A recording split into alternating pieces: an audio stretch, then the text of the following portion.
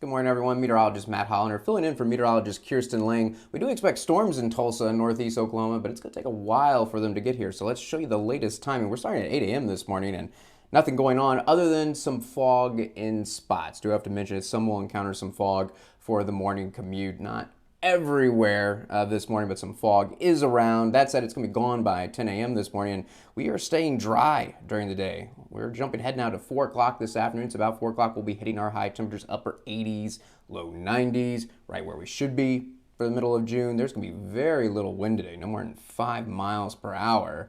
Now we're jumping ahead to 8 o'clock this evening, and possibly as early as 8 o'clock, we might start to see a couple of showers pop up, mainly to the south and west of Tulsa, but look farther to the west and you see those dark shades of red and orange. That's definitely going to be some thunderstorms and a pretty good chance that they're going to be severe storms. But as we were expecting yesterday, the story really not changing. It looks like some really strong storms during the evening hours. But as these storms push to the east, especially once they hit I-35, that really looks to be the dividing line, they are really going to be losing their punch. So now we are looking at midnight tonight. And that's when the storms out west are most likely going to arrive in the Tulsa area. But look what's happened. You're not seeing those shades of orange and red anymore. Now, could we still have a couple of weak thunderstorms actually make it to Tulsa? Yes, but we don't expect that evening activity to hold together. And really, it's just looking like isolated showers and storms for northeast Oklahoma. So a much higher threat of severe storms west of us. However, we're not done talking about storms in northeast Oklahoma because it looks like a kind of a leftover boundary, an outflow boundary from those evening storms. An area of low pressure is going to combine for something that's a little bit unusual. We expect our best chance of storms and a chance of severe storms very, very late tonight and early tomorrow morning. Now we're looking at 4 a.m. So very late tonight, early tomorrow morning, depending on your definition. I think we're going to start to see some new activity fire up. And then look what happens when we jump ahead to 6 a.m. Friday morning, 6 a.m. tomorrow morning.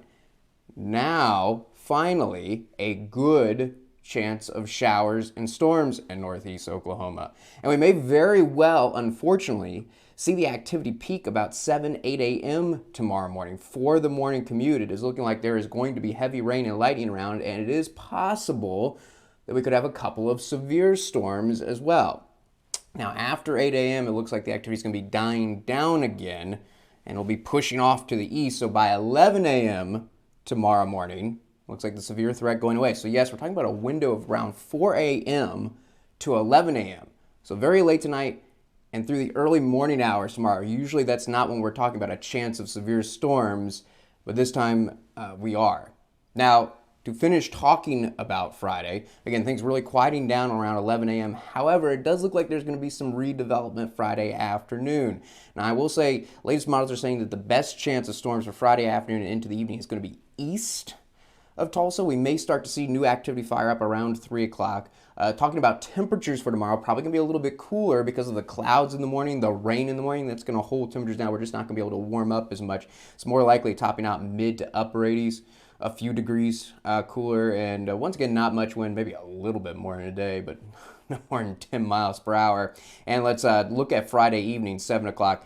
This is what I'm talking about, the better chance of storms to the east. Now, it's also possible if these storms will fire up. There's a small chance these could be severe, but again, looking like more of a threat probably in Missouri and Arkansas rather than northeast Oklahoma. That's something we'll keep an eye on, but definitely looking like the greater chance of storms and also severe storms going to be east of Tulsa for Friday afternoon and into the evening hours. So let's stay focused on today and really tonight. Now, there's going to be a lot of buzz that you're going to hear about the high chance of severe storms in Oklahoma. But notice that it's not Tulsa. When you hear that, I do want to stress the threat of severe weather for us in northeast Oklahoma is considerably lower than out west. Really, this moderate risk, the level 3, level 4 threat is highlighting those storms I showed you. They're going to be firing up late afternoon and in the evening hours.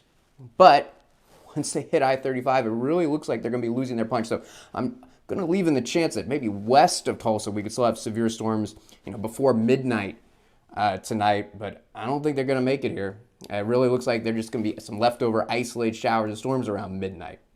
So for us, the threat is lower, and really it looks like for the Tulsa area, not beginning the severe threat and the good chance of storms, so there could be some late evening storms. The good chance of storms not beginning until 4 a.m. tonight, very late tonight, and then continuing into tomorrow morning. So look at that window from 4 a.m. to 11 a.m. Friday, so very late tonight and into Friday morning.